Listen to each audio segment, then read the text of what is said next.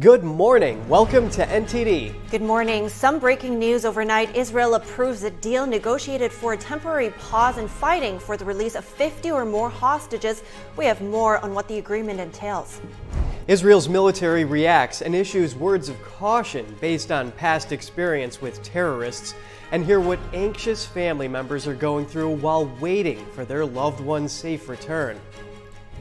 Yet another university faces hate speech allegations, and reports of a terror alert raise fears of a possible attack in New York.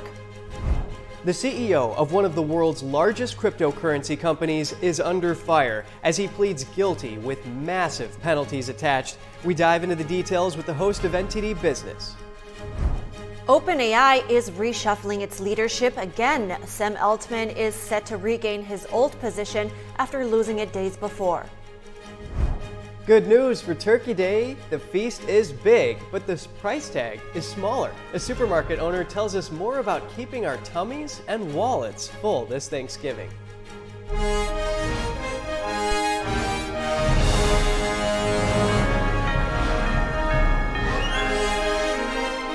This is NTD Good Morning. Live from our global headquarters, here are Evelyn Lee and Kevin Hogan. Welcome to NTD. Welcome. Today is Wednesday, November 22nd, and we're starting with a big update on the Israel-Hamas war. Israel's government early this morning approved a deal with the Hamas terrorist group. It would have 50 of the roughly 240 hostages held by Hamas released back to Israel into their families' arms. The first hostages are expected to be released as soon as tomorrow, according to the Israeli government. President Biden issued a statement saying that, quote, today's deal should bring home additional American hostages, and I will not stop until they are all released. The deal laid out by Qatar would bring a 4-day pause to the fighting in the Gaza Strip. It's believed the 50 hostages to be released will be women and children. 3 Americans are expected to be among them, including 3-year-old Abigail Eden, whose parents were killed in the October 7th terrorist attack. Hamas has agreed to release the hostages over the 4-day pause.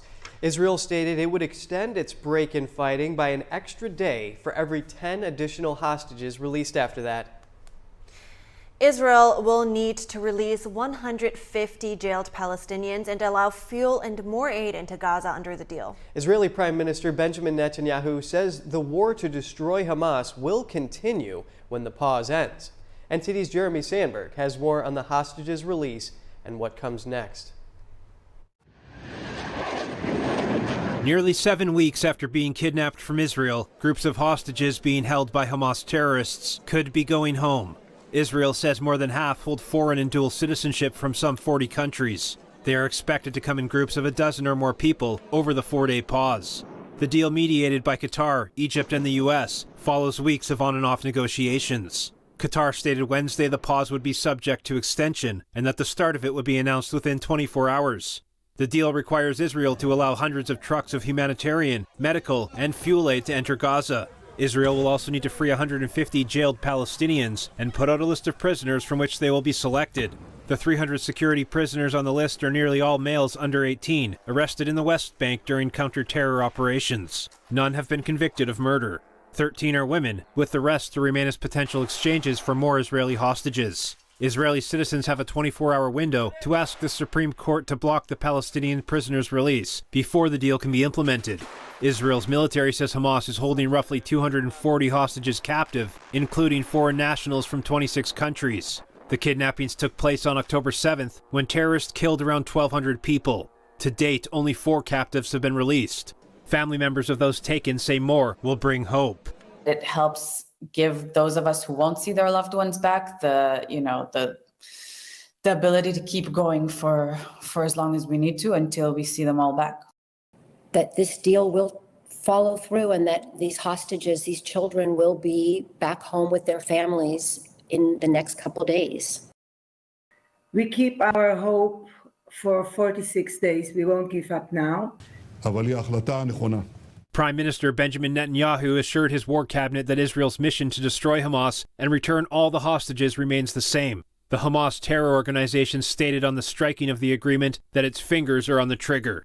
Jeremy Sandberg, NTD News. For some insights into the hostage deal that's been reached between Israel and Hamas, we're bringing in live on the show Rabbi Abraham Cooper. He's the Associate Dean at the Simon Wiesenthal Center. He's also the chair of the U.S. Commission on International Religious Freedom. Rabbi Cooper, thank you for making the time to discuss this important topic. What will Hamas terrorists do during the 4-day truce, do you expect? Well, they're going to try to regroup in the southern part of the Gaza Strip. They for sure will have some, or try to have some military surprises, probably more missile launches when the 4 days are up. Plus, they are getting the release of some prisoners from Israeli jails. It's a huge PR victory for them. They've been on the run. It gives them 4 days in order to strengthen their defenses. Remember, they still have a good part of their underground city that runs hundreds of miles of tunnels intact in southern Gaza. And I think that's one of the reasons why you heard Israeli Prime Minister Netanyahu say that when this is up, the original commitment to deal with them militarily and get rid of Hamas is still in the cards. We'll have to see if that's actually going to be the reality. Certainly, this can complicate Israel's campaign to eradicate Hamas. And of course, this is a very good deal for the families of those who have hostages in Hamas captivity. But is this deal to have hostages released in exchange for a truce a good idea for Israel in the long term?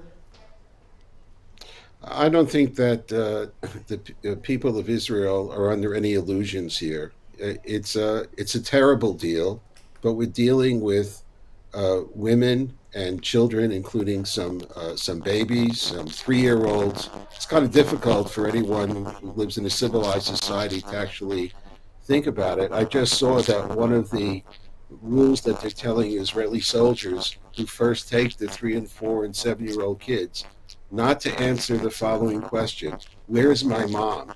Where's my dad? Many of these kids' parents were murdered on October 7th by the Hamas terrorists. They have no idea. They're too young, or they have no idea what has really happened. So this is a very somber time for Israelis. For example, in the list that I saw late last night, I happened to be here in Jerusalem. I don't know if it's an official list or not, but there were still, even with those children released, 8 fathers and at least one other number of mothers not released in this initial release. So it's a tough deal. It's necessary. We're all part of a Judeo-Christian value system that loves our children, and really they have Israel in a difficult position. So they're doing what they have to, and hopefully when this is over, the hostage families and those who are left from those families will be able to put their shattered lives back together. This certainly is a big breakthrough in negotiations, but do you suspect that the concept of this truce was one of the reasons why Hamas terrorists took hostages in the first place, to use it as a bargaining chip? Well, would it be the first time in which Palestinian terrorists have kidnapped soldiers or people who wandered near the border? Yeah, they, even to this day, are holding the bodies of Israeli soldiers who were killed 7 years ago. So for them, these are not, for them it's just a bargaining chip. And they will squeeze their enemy in order to get the release of individuals who can help them kill more innocents. It's a very, very tough situation when you have these many civilians who can take them, besides the Israeli soldiers kidnapped. Israel really doesn't have much of a choice. And the real issue, I think, for the people of Israel will be the day after these exchanges end. Will Israel still be in a position to eliminate Hamas completely? They'll have to.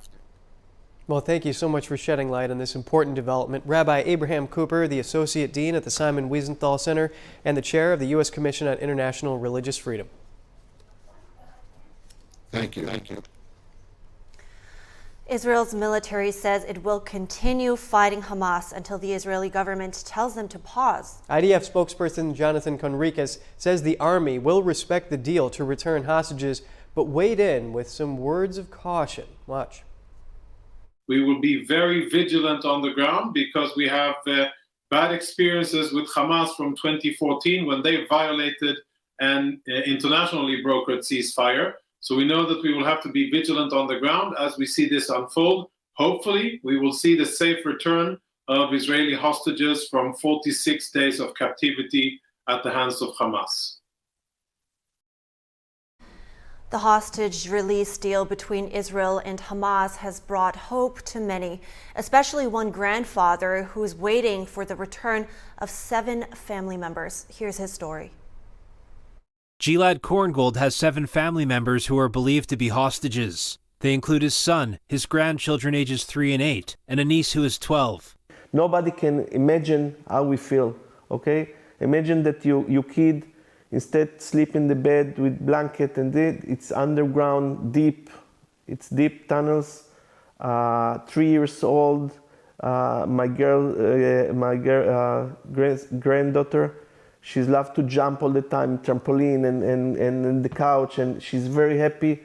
The situation has deeply affected him, and he's having difficulty coping with it.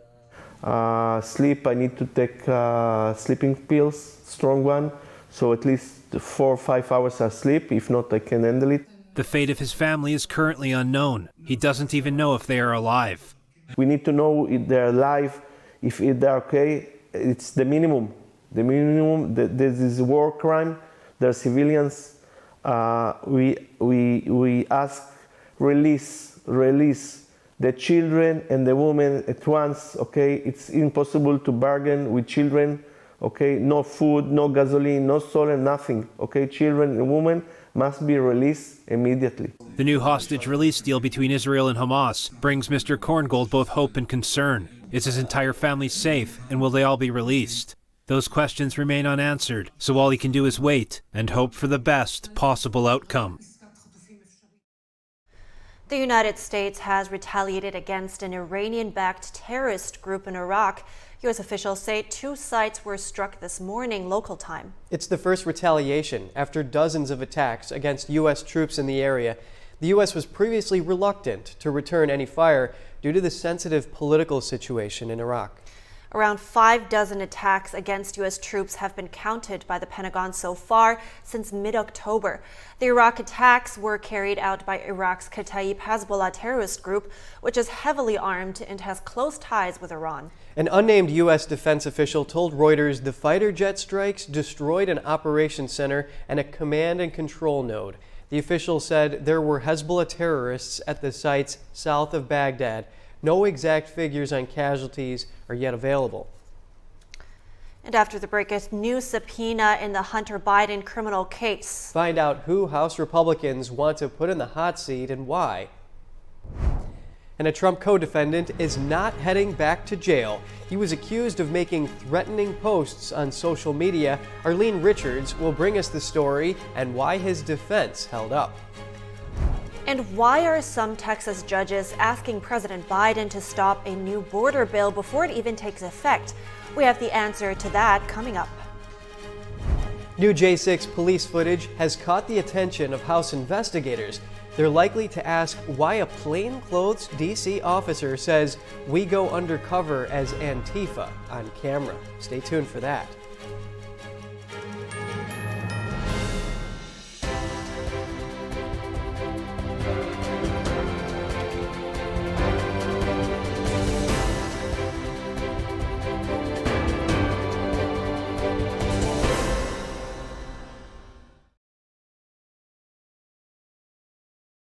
What if you could feel in control of your retirement in just a few clicks? At aceyourretirement.org, you can. Start with a free 3-minute chat with Avo, your friendly digital retirement coach. Just answer some simple questions like, how do you feel about your ability to save for retirement? Or in how many years do you want to retire? To get free action items customized just for you, get your retirement back on track at aceyourretirement.org. Kindness is cool. Because we feel happier when we do good. Kindness connects us with others and improves our self-esteem. Simple actions, meaningful lives. Let's practice kindness, share our love, and show our care for one another. Submit videos of kindness to Gangjing World for prizes up to $10,000 in cash.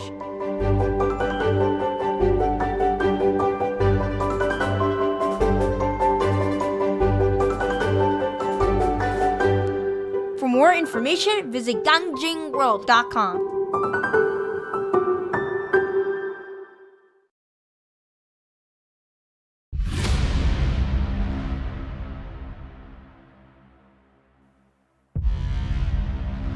What was the process of actually putting this all together? Many, many hours of finding the right camera angles and watching it.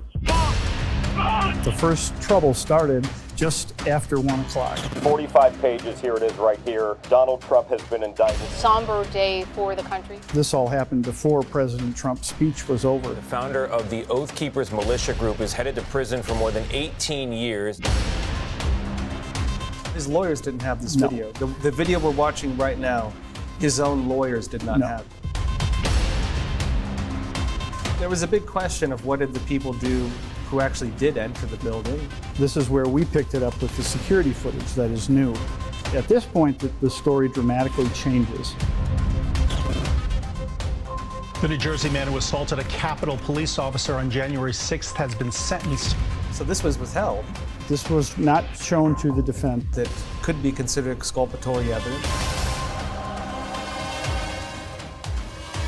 This doesn't seem like what a lot of the media is showing. It's going to change narratives no matter what your political perspective is.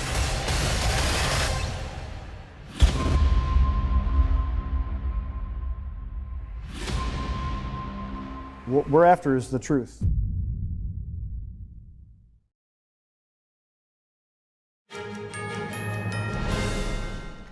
Welcome back. A new subpoena in the Hunter Biden case. The House Judiciary Committee wants to hear testimony from Assistant U.S. Attorney Leslie Wolf. Committee Chair Jim Jordan initially requested testimony from Wolf in June. The Department of Justice has made 6 high-level officials available to testify, but not Wolf. Jordan called the DOJ's reasons for withholding Wolf's testimony unpersuasive. IRS whistleblowers believe Wolf broke protocol on several occasions. They accuse her of blocking their efforts to get subpoenas and search warrants. Special counsel David Weiss defended Wolf, calling her a dedicated public servant and a person of integrity. Republicans have set December 7th as Wolf's deposition date. And new January 6th police footage making the rounds on social media now has the attention of Congress. The video shows an undercover D.C. police officer talking to uniformed colleagues saying, "We go undercover as Antifa." He can be seen wearing a badge around his neck as he offers water to other officers, shaking off the effects of tear gas. The clip was recently submitted to Congress as part of a probe into the official January 6th police response. Just the News verified the footage filmed behind police lines on Capitol grounds. It's unclear if the undercover officer is referring to prior assignments or the crowd at the Capitol. House investigators are likely to ask him.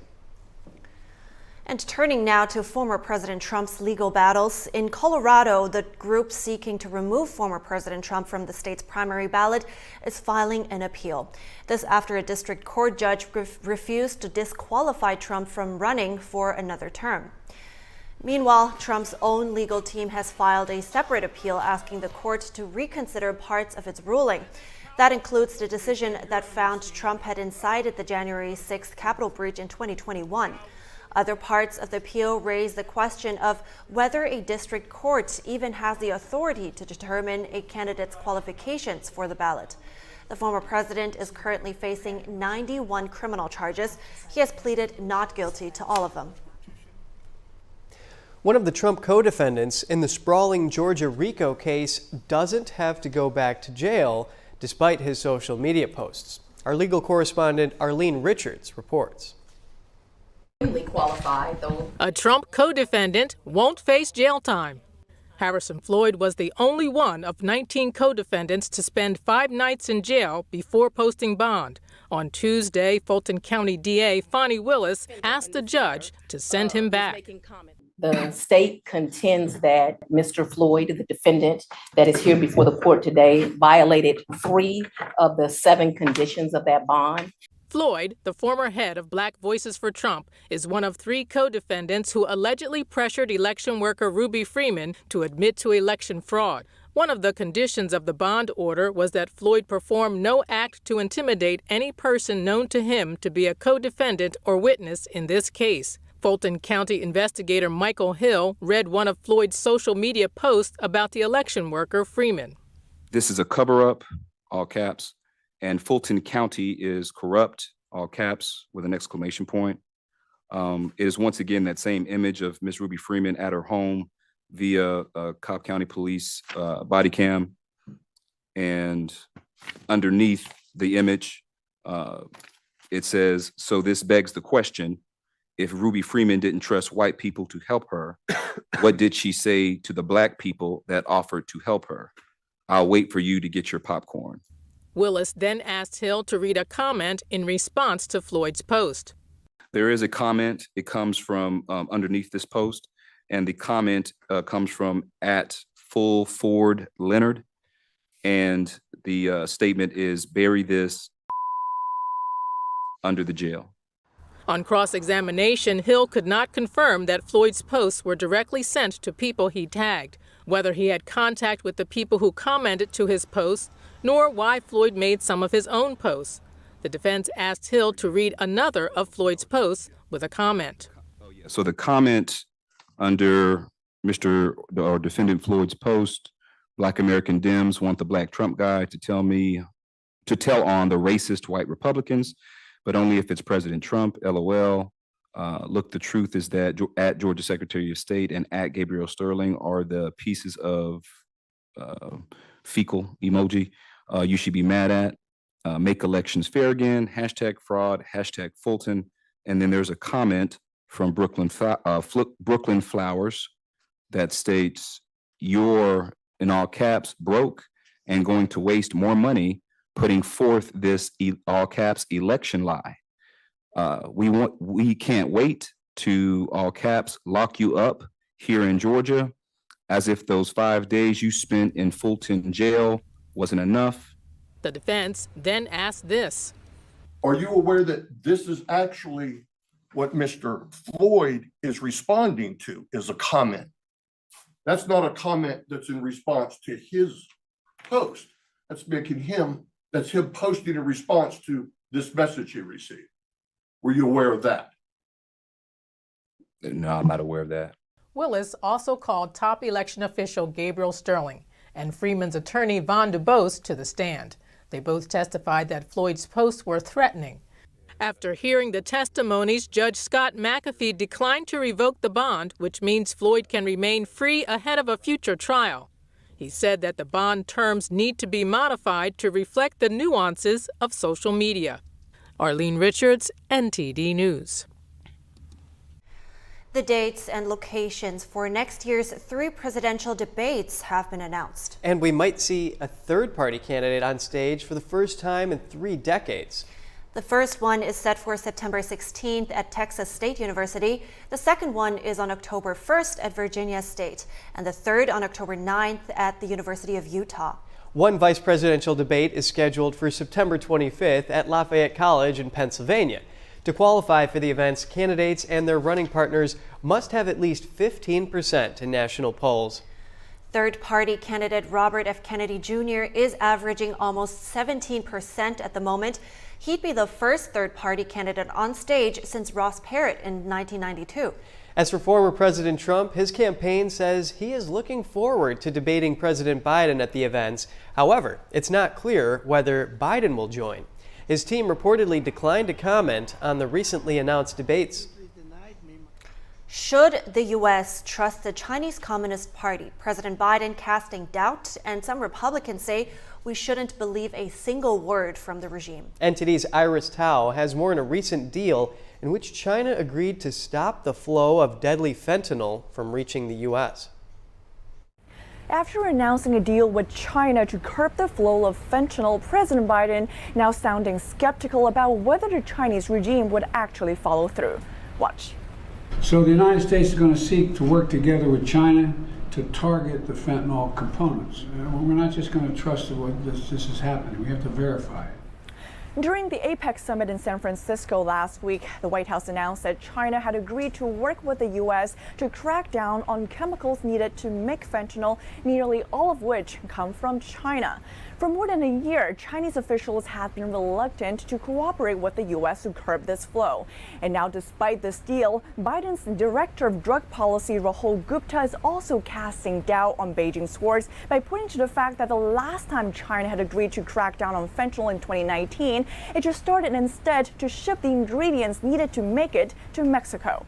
Republican Senator Rick Scott saying directly in a statement that he does not trust a word that Xi Jinping says, and neither should any American, including Joe Biden. Congressman Mike Gallagher also skeptical about last week's agreement. I'm skeptical of the fentanyl agreement, I have to confess, only because we've seen this movie before. But we tend to pay cash up front, but for the CCP, the check is always in the mail. Just last month, the Justice Department indicted 8 Chinese companies in the fentanyl supply chain. The DOJ says they use a wide range of trafficking tactics, from encrypted messaging apps to fake shipping schemes and Bitcoin payments, all to ply and cover their trade, leading to the deaths of Americans. Back to you. 3 Texas judges are asking President Biden to stop a new border bill in their state. SB 4 was passed last week by the Texas legislature. It makes illegal entry into Texas a state crime and gives judges the power to remove violators to Mexico. The bill also allows local police to arrest violators. Democratic lawmakers have warned this could lead to racial profiling. In a letter to Biden posted on social media, executives from 3 Texas border counties cite concerns the measure is unconstitutional and could make communities less safe. They're urging Biden to stop the legislation from going into effect. Governor Greg Abbott has not yet signed the bill into law. Well, one question that's raised upon this topic is, why would they propose this bill in the first place? If the federal government were enforcing the law and actually prosecuting people who cross the border illegally, who may have criminal offenses and so forth. Oh, that's a very interesting question. It's said that Abbott will likely sign it, of course, but it's also, I think one of the issues here was also that local state law enforcement. It's worrisome for the Democrats that the local state enforcement would be able to arrest people just solely based on suspicion, and like we just heard, right? Some think the bill is unconstitutional, while the author of the bill says, of course, it's not. Yeah, it is interesting, and how it's tiered, actually. So if someone has a criminal history of attacking or harming another person, it can be raised from a misdemeanor to a felony charge. Well, we're heading to break now. Yes, we're going to look at a new poll that says U.S. Senator Sherrod Brown of Ohio is leading his Republican opponents. A reporter breaks down why he's popular and how the GOP is planning to unseat him. And a flash mob strikes again in Los Angeles. How it ended in thousands of dollars of merchandise stolen from a Nike store. Yet another university faces an investigation for hate speech allegations, and New York Governor Kathy Hochul outlines a plan to combat threats of violence.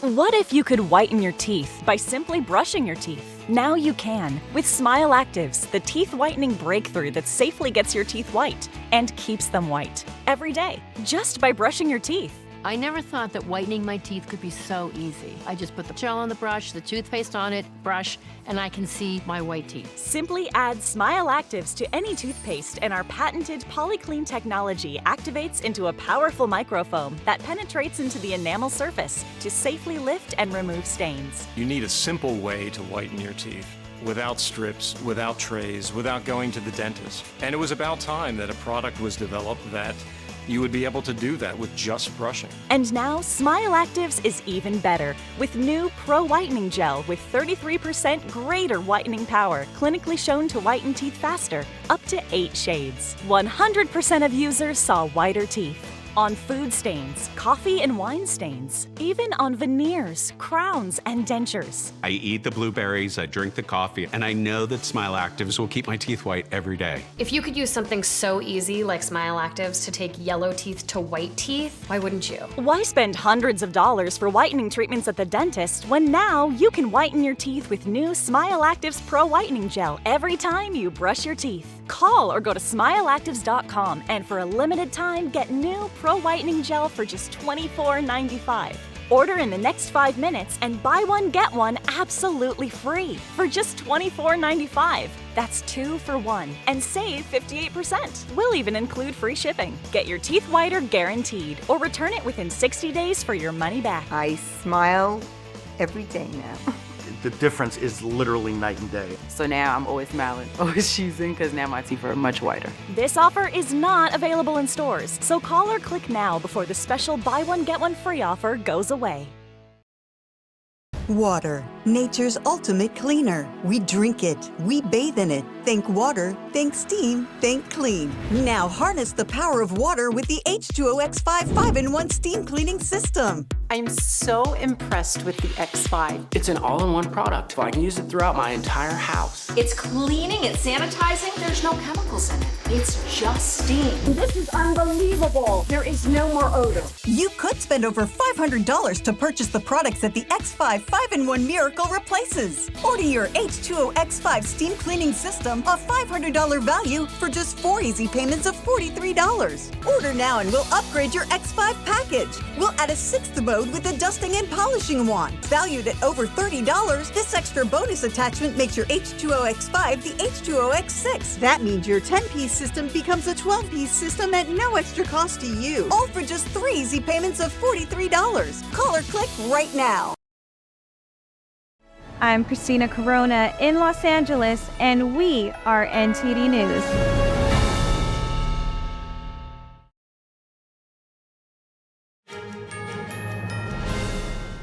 Good to have you back. Utah Republican Celeste Maloy won a special election yesterday, becoming the newest member of Congress. The special election was held to replace Republican Chris Stewart, who vacated his seat to care for his ill wife. Maloy defeated a Democratic state senator and some third-party candidates to win her seat in Utah's 2nd District. Maloy was a former congressional aide for the man she replaced, Chris Stewart. She will join the state's 3 other Republican House members. The state's 2 senators are also Republican. Her election now returns the number of House representatives back to 435. And now to Ohio, where an Emerson College poll shows Democratic U.S. Senator Sherrod Brown beating his GOP rivals in 2024. Here with some updates on this is Jeff Louderback, a reporter for the Epic Times. Good morning, Jeff. Good morning. Glad to be here. So what are some of the reasons Brown is so popular with voters? Well, Ohio is mostly a red state. Republican governor, Republican state legislature. J.D. Vance was elected senator back in 2022 to replace a fellow Republican, Rob Portman. Have some notes here on Sherrod Brown. He has been in politics in Ohio as a Democrat since 1975. He's been a state representative, a secretary of state, a congressman, and he's been a U.S. senator since 2007. His appeal mainly, Ohio, Cleveland, Cincinnati, Columbus, Dayton, those are the urban areas that are mostly Democrat. Ohio has 88 counties. About 81 are very conservative, but 6 or 7, the remaining 6 or 7, the heavy population senators are Democrat, and they support Sherrod Brown mostly because he's a pro-union Democrat, and a traditional Democrat who says he's for the working class and pro-union, and he supports President Biden. Yeah, a big proponent of the middle class, and he's somewhat of an America First candidate himself. Actually, his first vote in Congress was against NAFTA, trying to put American businesses and workers first. So what do you think of Brown's major accomplishments? What are the biggest ones? Well, it goes back to what I was saying before. He he's somehow able to keep getting elected in Ohio, which is a mostly Republican state. And he usually does that by appealing to the population centers. Again, Cincinnati, Columbus, Cleveland, Dayton. You could throw in Toledo, Akron. Those are heavy manufacturing areas. It used to be a big GM area, and he appeals to union workers. And most of Ohio is conservative. Most of Ohio votes against Democrats in races like these, but those heavy population centers have enough population where someone like Sherrod Brown can get elected. And Sherrod Brown has a couple likely GOP rivals there, the Secretary of State being one of them. But what can you tell us about GOP challenger Bernie Moreno? Well, it's an interesting race. I covered the 2022 Ohio U.S. Senate race, and that was a very contentious Republican primary. There were 7 or 8 main candidates. All of them were pro-Trump candidates except Matt Dolan, who's a state senator. His family owns now the Cleveland Guardians, which used to be the Cleveland Indians, which President Trump took issue with as part of cancel culture, changing from the Indians to the Guardians. So Matt Dolan is a outspoken against President Trump. Bernie Moreno is a businessman up in Cleveland. He has appeal with conservatives. He's a very likable, charismatic guy. He's from Columbia, the country Columbia, and he's a very strong opponent of President Biden's border policy. He's a pro-Trump candidate. Frank LaRose, the Secretary of State, is the other candidate. He received Trump's endorsement in the Secretary of State race back in 2022. I know that Bernie Moreno and Frank LaRose would love to have President Trump's endorsement. Matt Dolan has said he is not sure he would even support President Trump if President Trump gets the nomination. Well, it's a great update from you, and this is certainly shaping up to be a competitive race with Republicans looking to work really hard to unseat Brown. So Jeff Louderback, reporter for the Epoch Times, thank you. Thank you. Acting Labor Secretary Julie Su has been subpoenaed. A House panel made the move over a possible misuse of taxpayer funds. It's part of an investigation by the House Committee on Education and the Workforce. The subpoena followed multiple attempts to get answers to the committee's questions. Committee Chair Virginia Fox says the Workers' Voice Summit in September 2022 was political in nature and should not have received public funding. OSHA organized the summit. The investigation aims to find out if legislative changes are needed. This would relate to preventing inappropriate, wasteful, or self-serving activities within OSHA and other Department of Labor offices. Sue was required to appear before the committee on December 6th. Universities under investigation for hate. The University of Tampa is now the 7th college facing an inquiry from the Education Department. NTD's Daniel Monahan has more on efforts to stem the rising tide of intolerance. The University of Tampa and Hillsborough County schools are being investigated for alleged incidents of discrimination. The investigations, announced Tuesday, were launched by the Education Department's Office for Civil Rights.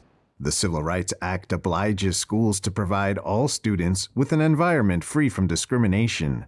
The list of such investigations is growing in the wake of the Israel-Hamas war. The department also announced a second investigation into New York's Columbia University. Last week, the department launched investigations into 6 colleges, including Columbia, Cornell University, and the University of Pennsylvania, over alleged incidents of anti-Semitism and Islamophobia. The agency says it is now conducting an unprecedented number of such hate investigations, and adds that it doesn't have the investigative staff to match the influx of cases. The department's Office for Civil Rights has now opened a total of 27 Title VI investigations this year. 15 similar investigations were opened last year, and just 2 were opened in 2021. The University of Tampa said the investigation stems from an incident that occurred in September before the October 7th Hamas terror attack on Israel. CBS News reported it received a terrorist threat security alert. The bulletin says violent extremist threat actors will seek to carry out attacks in the West as a response to escalating civilian deaths in Gaza. New York was specifically mentioned as a likely focus. protests and other public events listed as possible targets.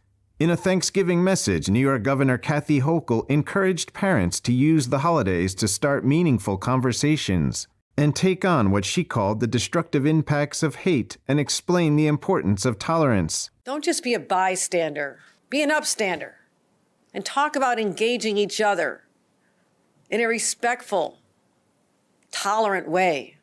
Hochul says there has been a 400% increase in online anti-Semitic and Islamophobic threats. And make no mistake, we've not stood idly by. My number one priority has been and will continue to be protecting the safety of our residents. The governor announced a 4-point plan in response. Those include strengthening physical security, creating resources for parents and schools, pressuring social media companies for what she calls not creating a safe public square, and making the digital world safer. Critics fear that what Hochul calls making the digital world safer could result in curtailing free speech in the name of political correctness. Daniel Monahan, NTD News. The Los Angeles Police Department is looking for 17 people who were part of a recent flash mob. The group of juveniles stole around $12,000 worth of merchandise from a Watts Nike store Sunday in a quick raid caught on video. Footage posted on the Citizens app shows the thieves rushing through the store with blue bags, grabbing merchandise off shelves while shoppers watched. The people involved were described as 4 females and 13 males, believed to be 15 to 20 years old. The suspects escaped in 5 getaway cars. Authorities are actively fighting retail crimes statewide, having recently arrested 137 suspects and recovered over $60,000 in merchandise.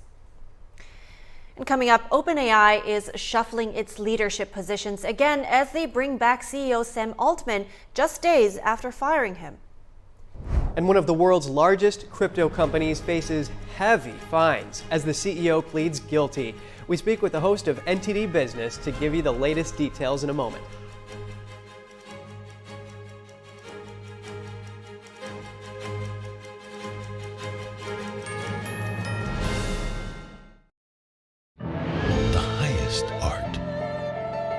Beautiful, breathtaking, timeless, and moving. Experience art with 5,000 years of history, inspired by the divine. Experience Shen Yun. As we naturally age, many people are getting zero amount of this incredible and unique substance. That's when we start seeing an impact in our joints, skin, nails, and even our digestion. People ask me, Dr. X, what is the #1 supplement I should be taking? My answer is multi-collagen protein. People's reactions to me, people were like, what are you doing? What is going on? You look amazing. You have a glow about you. What makes Ancient Nutrition Multi-Collagen stand out from other brands? 10 types of collagen. It's grass-fed, pasture-raised with vitamin C and probiotics. It's proven to reduce exercise-induced joint discomfort as early as day 1 and reduce joint discomfort rapidly, continuously, and persistently. It improves the appearance of crow's feet after 4 weeks and improves skin tone after 8 weeks.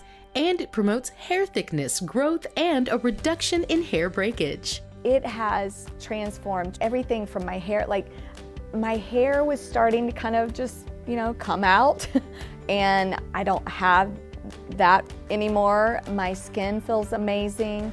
Call the number on your screen and find out how to get a free bottle when you order, plus free shipping and our 30-day money-back guarantee. And as a bonus, we will include Dr. Josh Axe and Jordan Rubin's revolutionary book, Multi-Collagen Makeover, free with your order, plus free shipping and free returns. I have implicit trust in Dr. Axe because the plan worked.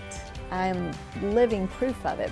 This is the collagen protein that is backed by clinical studies. It's what my family uses, it's what I use, and I know you're gonna benefit in a big way as well. Love the results or get your money back. This special TV offer is not available in stores. Call the number on your screen or go online now. the society that we were brought up in, it's very hard on little black boys. You have to navigate feelings and emotions so the world don't get you. Sometimes when I cry, I won't know how I'm feeling or why I'm crying. I just grew up never feeling like it was okay to cry. Yeah. And so he really forced me to have to reconnect with the kid that didn't get to cry. That's beautiful.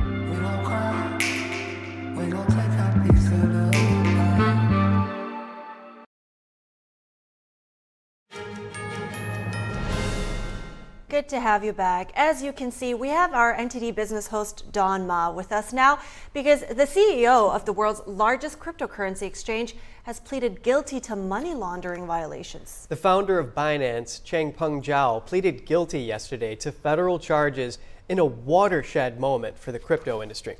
So, Don, please give us a quick snapshot of the situation here. Yeah, sure. So the guilty plea is part of a settlement with the range of federal agencies. There's a lot here, but I won't bore you with every single one.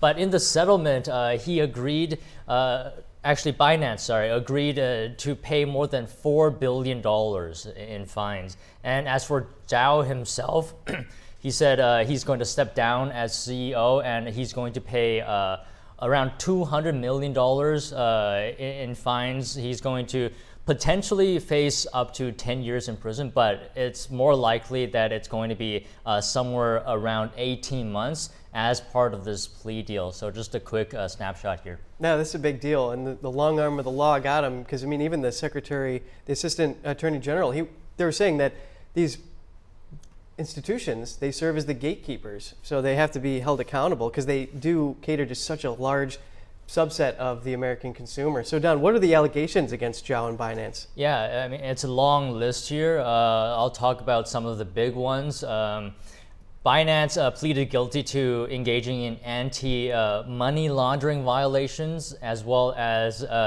unlicensed money transmitting and sanctions violations. So let me just explain what that means. So basically, authorities are saying Binance allowed bad actors to transact freely on the platform. That's including like terrorists, cyber criminals, child abusers on the platform.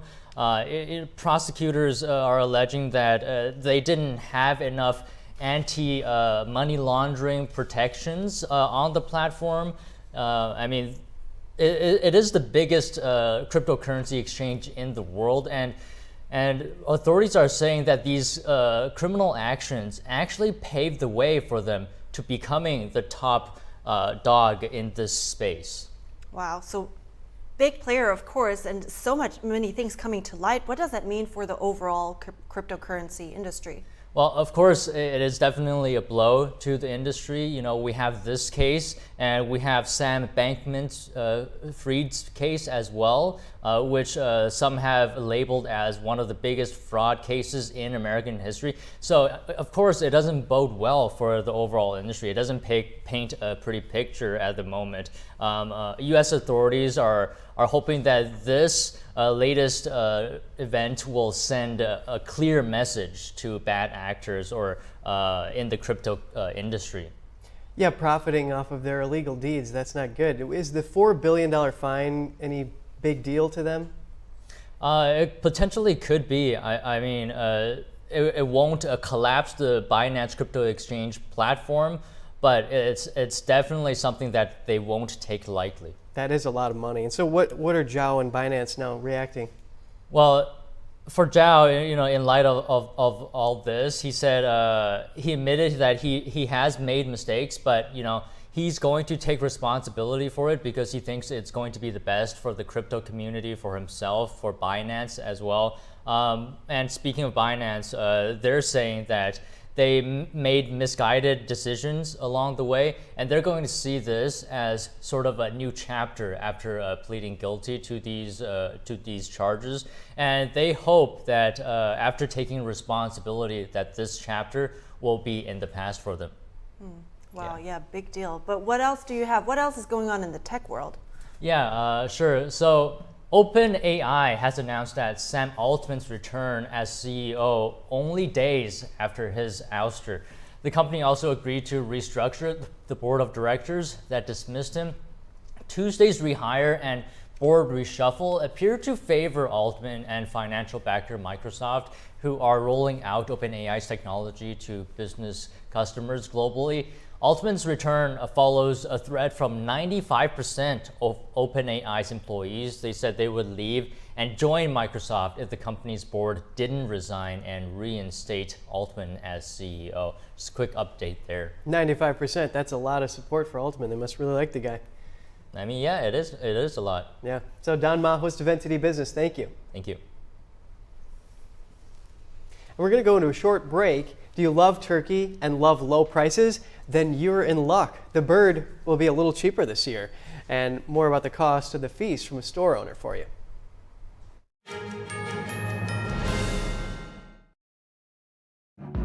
Over 13 million Americans were affected by identity theft in 2022. And the threats go way beyond just credit card fraud. Today's identity thieves can open loans, transfer home titles, and even commit crimes in your name. Someone got my social security number, made a driver's license, and was used for criminal activity. Your information is exposed through online shopping, banking, even corporate data breaches. No wonder there's a new victim of identity theft every 3 seconds. Only LifeLock alerts you to the widest volume of threats all in one place. I clicked, "That's not me," and LifeLock took it from there. If you become a victim, a dedicated US-based restoration specialist will work to fix the issue.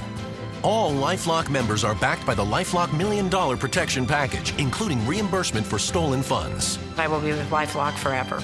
Enrollment takes just minutes. Call now or go online and use promo code GET25 to save 25% on your first year. Enroll now.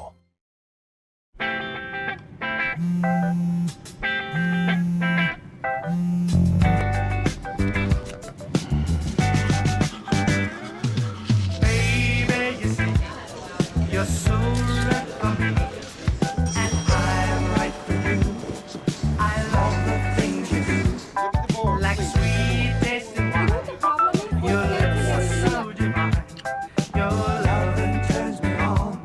My lonely days are gone. That's why I'm never gonna let you go. Never gonna let you go. Babe, I'm never gonna let you go. No, no, never gonna let you go. Baby, never gonna let you go. Never gonna let you go. Here you go. Thank you. Thank you.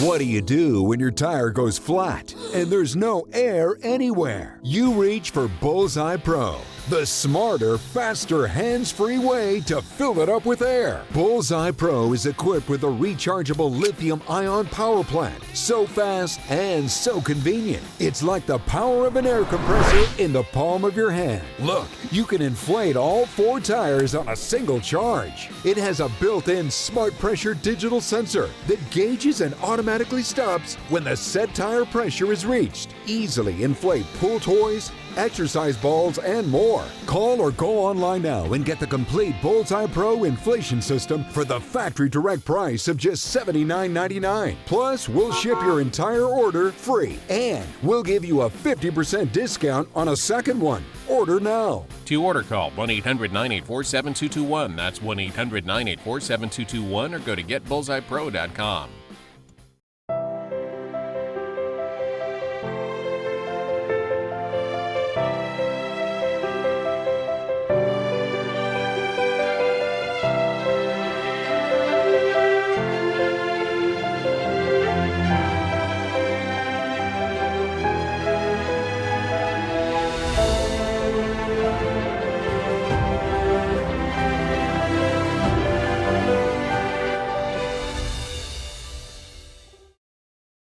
I'm Chris Beers in New York City, and we are NTD News.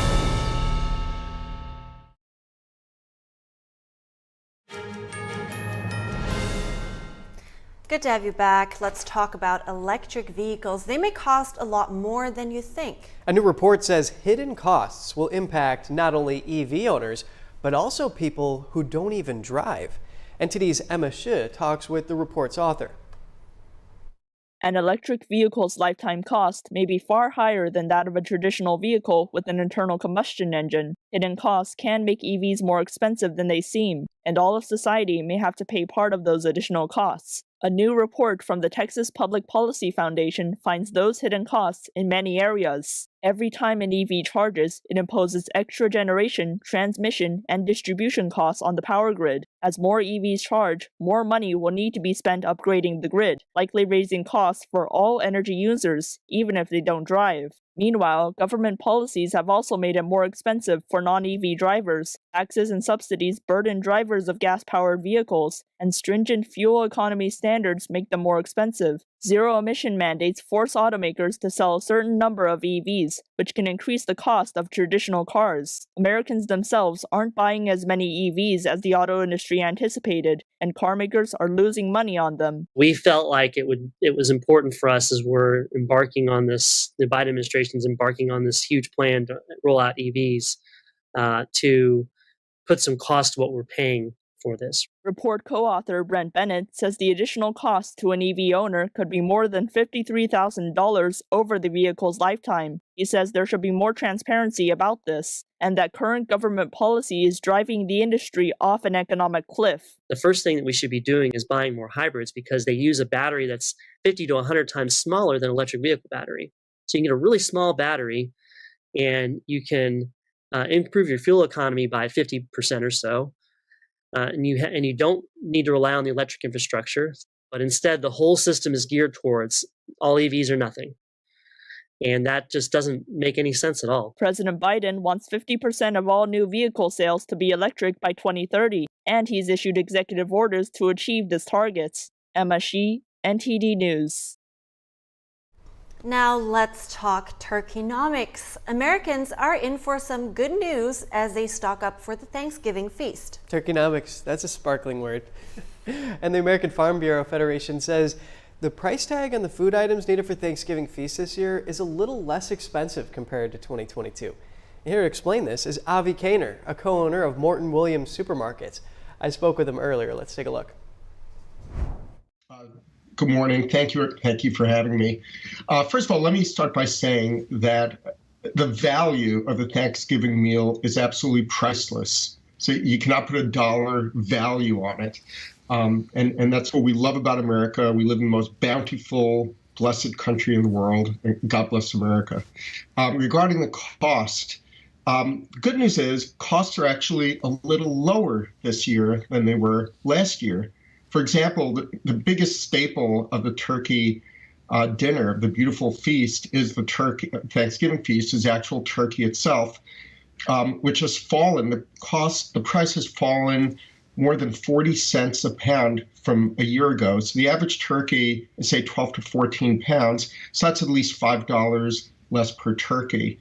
In terms of the other staples that go with the turkey, you've got the yams, cranberry, mushrooms, stuffing, cranberry sauce, pumpkin, pies. Everything is state stable. So in terms of the cost of the meal itself, the cost of the meal itself will be slightly lower than it was a year ago. And why have those turkeys now become cheaper? That's a great question. We've had 2 years during the pandemic of steep increases. And unfortunately, when prices go up, they very rarely come down. So it's a supply and demand issue. You've got frozen turkeys versus fresh turkeys. Frozen turkeys, there's an abundant supply. These are prepared many months in advance of the holiday. When it comes to fresh turkey, those prices are generally for all natural organic turkeys are a little higher simply because of supply and demand. But 75% of the purchases are for frozen turkeys, which are lower than a year ago. Yeah, and according to the American Farm Bureau, if you're feeding a family of 10 with your Thanksgiving Day meal, you're probably going to save about $3, down from $64 to about $61. So that's a little bit of good news there. But are there any stores now purchasing a little bit less turkeys so that they don't have as many left on the shelves afterwards? That's a great question. I mean, every store, every community has its own story. Our stores are in New York City. During the pandemic, people fled New York, and now they're back. And now they're having Thanksgiving meals in the city. So our sales of turkeys have gone up. But also, more people are now traveling. They're visiting family around the United States. And depending on the communities that they go to, sales would probably be up in those communities. Really nice update from you, Avi Kaner, co-owner of Morton Williams Supermarkets. Thank you. Thank you so much for having me. Happy Thanksgiving. Definitely good to know ahead of Thanksgiving. So we're heading to a quick break now. Stay with us. It will be just 1 minute.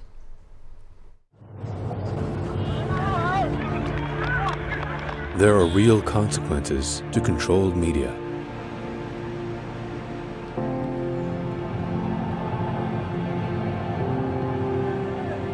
And NTD's founders know them firsthand.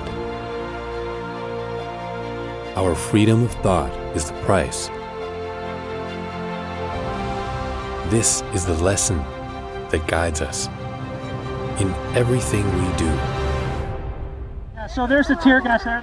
We know the value of a free society. And we take seriously the responsibility to preserve it. We are NTD.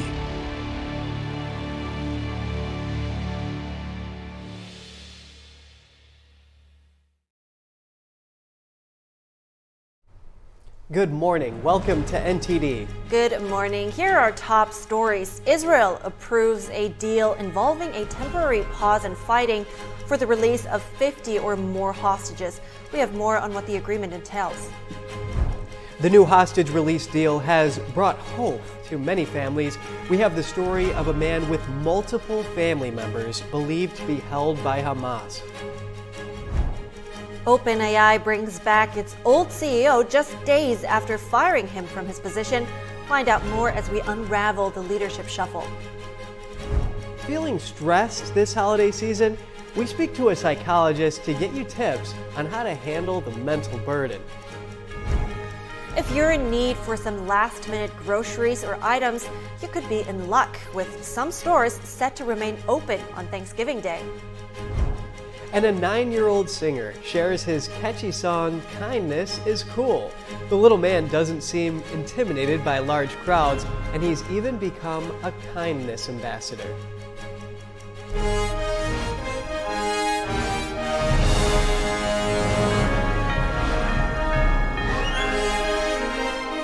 This is NTD Good Morning. Live from our global headquarters, here are Evelyn Lee and Kevin Hogan. Welcome to NTD. Welcome. Today is Wednesday, November 22nd, and we're starting with a big update on the Israel-Hamas war. Israel's government early this morning approved a deal with the Hamas terrorist group. It would have 50 of the roughly 240 hostages held by Hamas released back to Israel into their families' arms. The first hostages are expected to be released as soon as tomorrow, according to the Israeli government. President Biden issued a statement saying that, quote, "Today's deal should bring home additional American hostages, and I will not stop until they are all released." The deal laid out by Qatar would bring a 4-day pause to the fighting in the Gaza Strip. It's believed the 50 hostages to be released will be women and children. 3 Americans are expected to be among them, including 3-year-old Abigail Eden, whose parents were killed in the October 7th terrorist attack. Hamas has agreed to release the hostages over the 4-day pause. Israel stated it would extend its break in fighting by an extra day for every 10 additional hostages released after that. Israel will need to release 150 jailed Palestinians and allow fuel and more aid into Gaza under the deal. Israeli Prime Minister Benjamin Netanyahu says the war to destroy Hamas will continue when the pause ends. NTD's Jeremy Sandberg has more on the hostages release and what comes next. Nearly 7 weeks after being kidnapped from Israel, groups of hostages being held by Hamas terrorists could be going home. Israel says more than half hold foreign and dual citizenship from some 40 countries. They are expected to come in groups of a dozen or more people over the 4-day pause. The deal, mediated by Qatar, Egypt, and the U.S., follows weeks of on-and-off negotiations. Qatar stated Wednesday the pause would be subject to extension and that the start of it would be announced within 24 hours. The deal requires Israel to allow hundreds of trucks of humanitarian, medical, and fuel aid to enter Gaza. Israel will also need to free 150 jailed Palestinians and put out a list of prisoners from which they will be selected. The 300 security prisoners on the list are nearly all males under 18, arrested in the West Bank during counter-terror operations. None have been convicted of murder. 13 are women, with the rest to remain as potential exchanges for more Israeli hostages. Israeli citizens have a 24-hour window to ask the Supreme Court to block the Palestinian prisoners' release before the deal can be implemented. Israel's military says Hamas is holding roughly 240 hostages captive, including foreign nationals from 26 countries. The kidnappings took place on October 7th, when terrorists killed around 1,200 people. To date, only 4 captives have been released. Family members of those taken say more will bring hope. It helps give those of us who won't see their loved ones back the ability to keep going for as long as we need to until we see them all back. That this deal will follow through and that these hostages, these children, will be back home with their families in the next couple days. We keep our hope for 46 days. We won't give up now. Prime Minister Benjamin Netanyahu assured his war cabinet that Israel's mission to destroy Hamas and return all the hostages remains the same. The Hamas terror organization stated on the striking of the agreement that its fingers are on the trigger. Jeremy Sandberg, NTD News. Israel's military says it will continue fighting Hamas until the Israeli government tells them to pause. IDF spokesperson Jonathan Conriquez says the army will respect the deal to return hostages, but weighed in with some words of caution. Watch. We will be very vigilant on the ground because we have bad experiences with Hamas from 2014 when they violated an internationally brokered ceasefire. So we know that we will have to be vigilant on the ground as we see this unfold. Hopefully, we will see the safe return of Israeli hostages from 46 days of captivity at the hands of Hamas. Earlier, I spoke with Rabbi Abraham Cooper. He's the Associate Dean at the Simon Wiesenthal Center and the Chair of the U.S. Commission on International Religious Freedom. Let's hear what he had to say about the temporary truce surrounding the hostage situation in Israel right now. They're going to try to regroup in the southern part of the Gaza Strip. They for sure will have some, or try to have some military surprises, probably more missile launches when the 4 days are up. Plus, they are getting the release of some prisoners from Israeli jails. It's a huge PR victory for them. They've been on the run. It gives them 4 days in order to strengthen their defenses. Remember, they still have a good part of their underground city that runs hundreds of miles of tunnels intact in southern Gaza. And I think that's one of the reasons why you heard Israeli Prime Minister Netanyahu say that when this is up, the original commitment to deal with them militarily and get rid of Hamas is still in the cards. We'll have to see if that's actually going to be the reality. The hostage release deal between Israel and Hamas has brought hope to many, especially one grandfather who's waiting for the return of 7 family members. Here's his story. Gilad Korngold has 7 family members who are believed to be hostages. They include his son, his grandchildren ages 3 and 8, and a niece who is 12. Nobody can imagine how we feel, okay? Imagine that your kid instead sleep in the bed with blanket and it's underground, deep. It's deep tunnels. 3 years old. My granddaughter, she's loved to jump all the time, trampoline and the couch, and she's very happy. The situation has deeply affected him, and he's having difficulty coping with it. Sleep, I need to take sleeping pills, strong one, so at least 4 or 5 hours of sleep. If not, I can handle it. The fate of his family is currently unknown. He doesn't even know if they are alive. We need to know if they're alive, if they're okay. It's the minimum. The minimum, this is a war crime. They're civilians. We ask release the children and the women at once. Okay, it's impossible to bargain with children.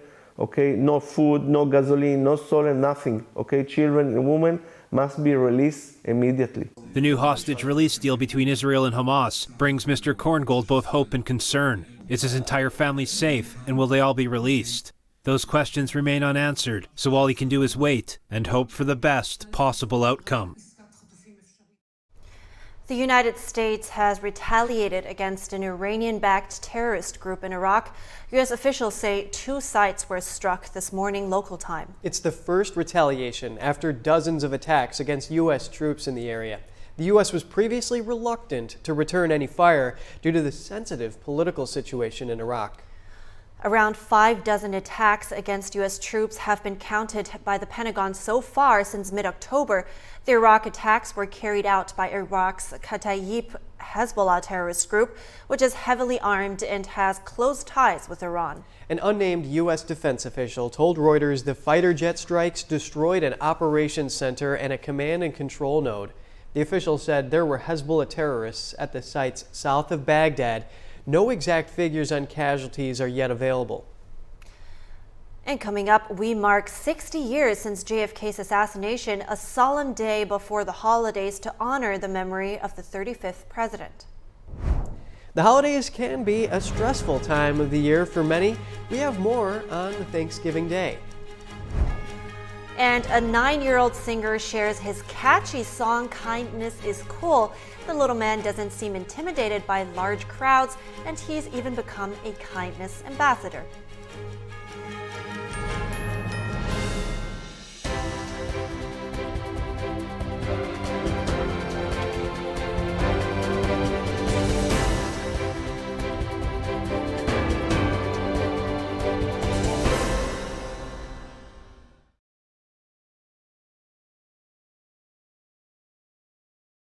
The Medicare Advantage and Prescription Drug Plan annual enrollment period is now open. Ugh, every year I have to listen to all these commercials. We're sorry, Karen, and we know it's annoying, but we want to make sure everyone on Medicare knows it's time to check and see if they can enroll in a plan that will save money or include additional benefits. I just want these commercials to stop. Honestly, Karen, we do too, but this is the only time of year when everyone on Medicare can call and see if there are plans with additional benefits available in their area. I already have a Medicare Advantage plan, so these commercials aren't even for me. Well, Karen, plans may change every year, and the 2024 Medicare Advantage plans are now available. The phone lines are open. Just call 800-940-7258.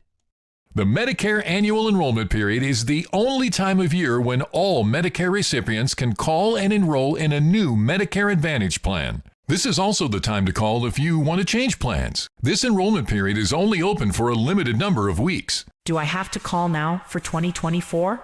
2024 plans are available now during the annual enrollment period. Our licensed insurance agents are standing by to take your call. Call now and get a free benefits review with no obligation to enroll. Just call 800-940-7258. So, I can call and not sign up for a plan? That's right. We just want to make sure everyone on Medicare gets information about plans with the coverage they want in 2024. You can call to check and see what plans with additional benefits may be available in your area. I need to get that number one more time. That number again is 800-940-7258. Is the call free too? Yes, the call and benefits review are free with zero obligation to enroll. Call now. Just call 800-940-7258. That's 800-940-7258. Is deep-sea fish oil really healthy? Due to pollution in the oceans, most fish contain heavy metal elements and radioactive substances. That's why it's so important to choose a pure source of omega-3. Puritan green vegetable omega-3 is made from purslane and perilla seeds, which are rich in nutrients and minerals, especially vitamins A, D, E, calcium, and iron. With natural processing and no harmful chemical additives, it has more than 90% concentration of omegas 3, 6, 7, and 9. It effectively improves brain power and is beneficial to the heart's health. high omega-3, does not smell of fish, and contains no pollutants, so both adults and children can safely and easily consume it over a long period of time. Puritang Green Vegetable Omega-3. Greener, healthier, and more effective. Visit puritang.com to learn more.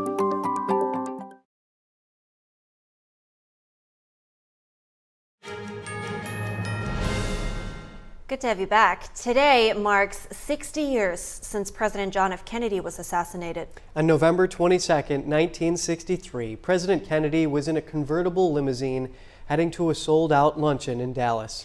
When shots were fired from a 6th-floor window, Kennedy was shot twice. The FBI later found Lee Harvey Oswald acted alone in the shooting.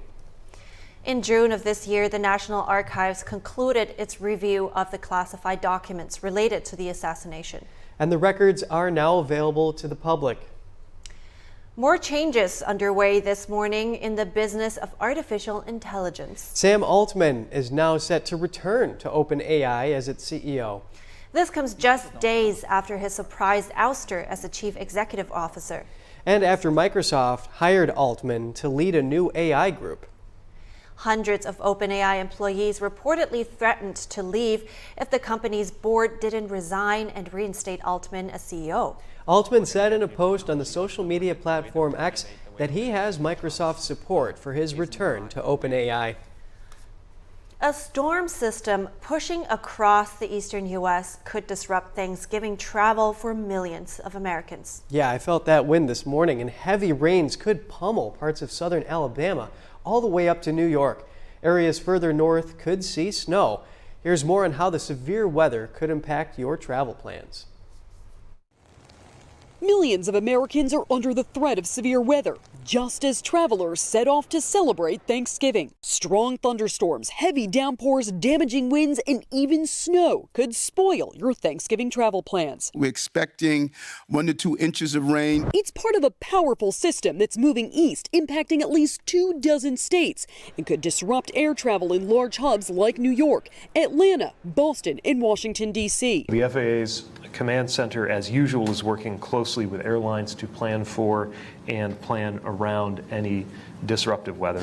AAA estimates more than 55 million Americans will travel this week. It's expected to be one of the busiest Thanksgiving travel periods in years.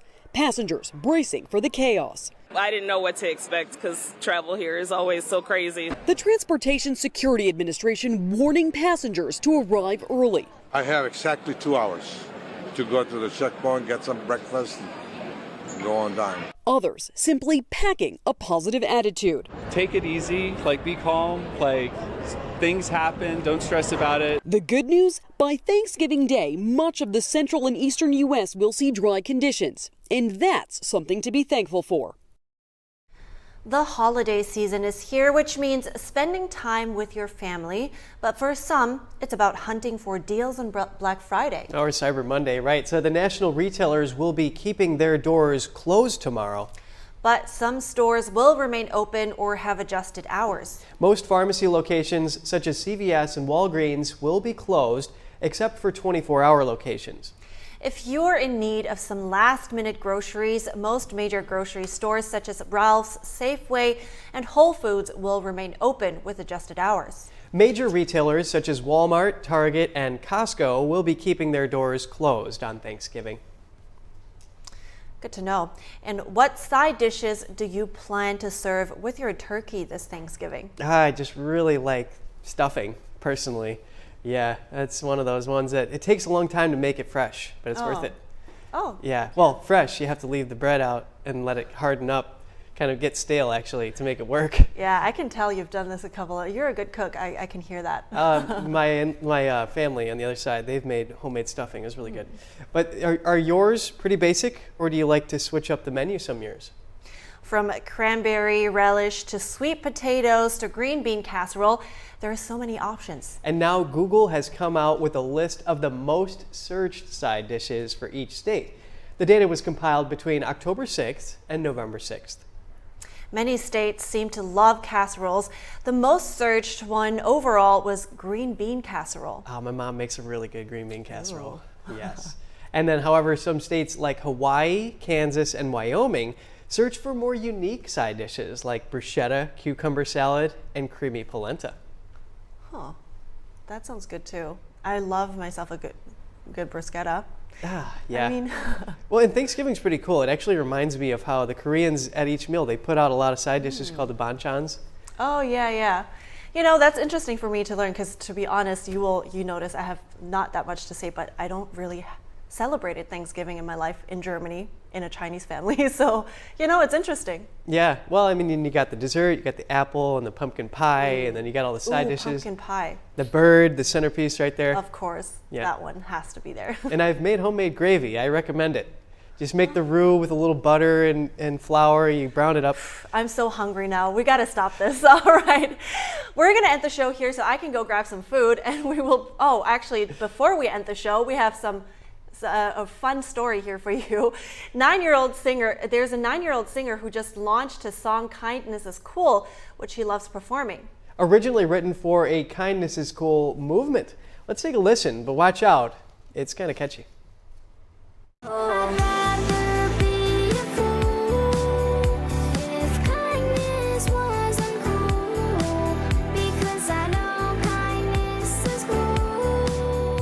He goes by Big Lotus 415, and after sending his Kindness is Cool song to video platform Ganjing World, he was asked to become a kindness creator ambassador.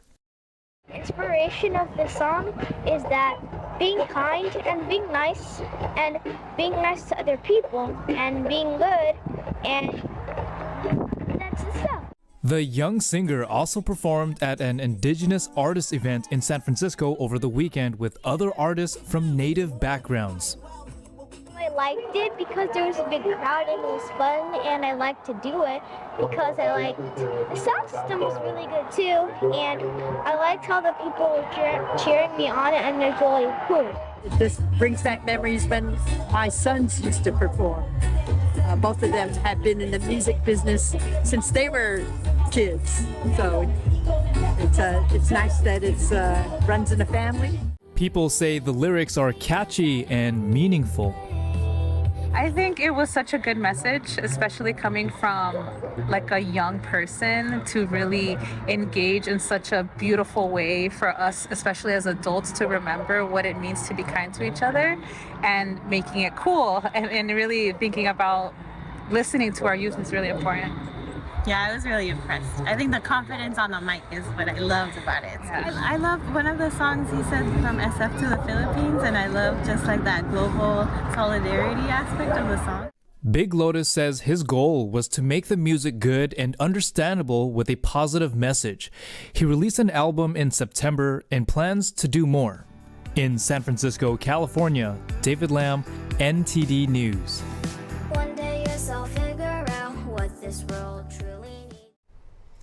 He's only 9, and this was worth it, might I just say, to listen to this. This is quite catchy, yeah, and he's just 9 years old, and he has a very developed, he has a very unique sense of style. He has found his style, it seems, you know? Yeah, and speaking of style, well, Kindness is cool, and so is Big Lotus with those shades like that.